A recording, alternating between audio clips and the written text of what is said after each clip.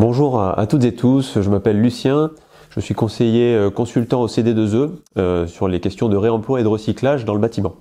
Donc aujourd'hui, nous vous proposons une courte vidéo pour vous montrer en quoi le CD2E peut vous appuyer dans vos missions de conseiller France Rénov', et donc aujourd'hui plus particulièrement sur l'économie circulaire et en l'occurrence le réemploi.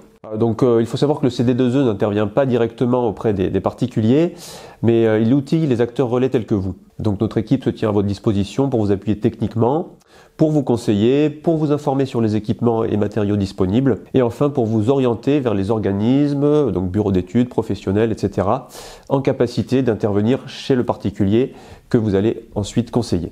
Donc en l'occurrence, le pôle économie circulaire du CD2E regroupe plusieurs compétences, à savoir l'eau, les sédiments, l'éco-conception, mais aussi le recyclage et le réemploi des déchets du bâtiment.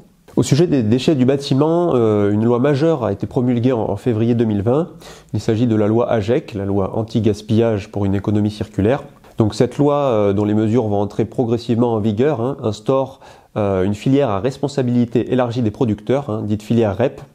Donc elle vise à responsabiliser les metteurs sur le marché de produits du bâtiment et aussi in fine à lutter contre les dépôts sauvages. Donc cette mesure, parmi d'autres, va forcément impacter les professionnels et aussi les particuliers que vous êtes susceptibles ensuite de conseiller et d'accompagner. Donc nous faisons une veille régulière sur ces sujets, donc vous pouvez nous contacter pour vous tenir informés des actualités réglementaires.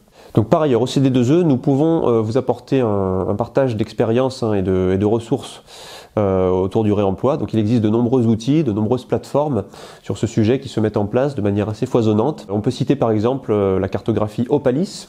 Donc il s'agit d'une cartographie créée par Rotor sur laquelle a aussi travaillé Bellastock.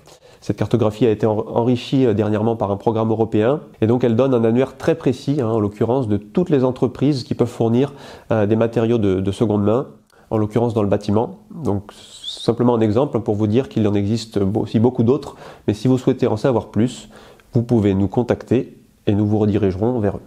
Par ailleurs, le CD2E, c'est aussi l'accès à des formations.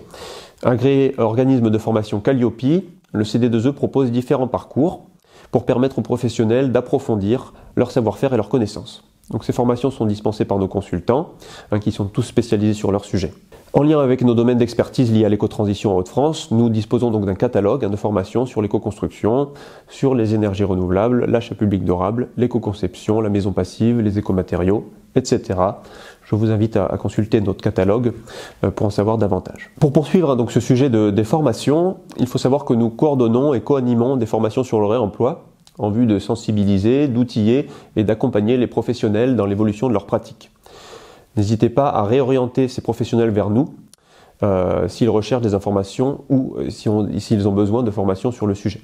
Donc par ailleurs, il faut savoir qu'en tant que tiers de confiance, le CD2E peut épauler les acteurs présents sur vos territoires, qu'il s'agisse de maîtrise d'ouvrage privé ou public ou d'entreprise. Cet accompagnement peut se faire dans le cadre d'études de faisabilité.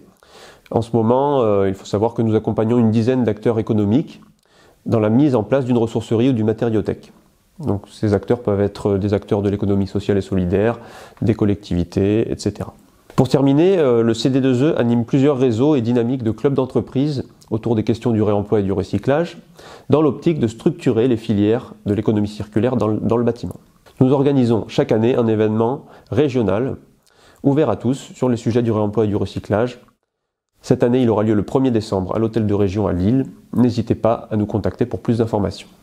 J'espère que cette vidéo vous aura été utile et vous aura permis d'enrichir vos connaissances sur ce que le CD2E peut vous apporter. Je vous remercie pour votre attention et n'hésitez pas à revenir vers nous pour plus de détails.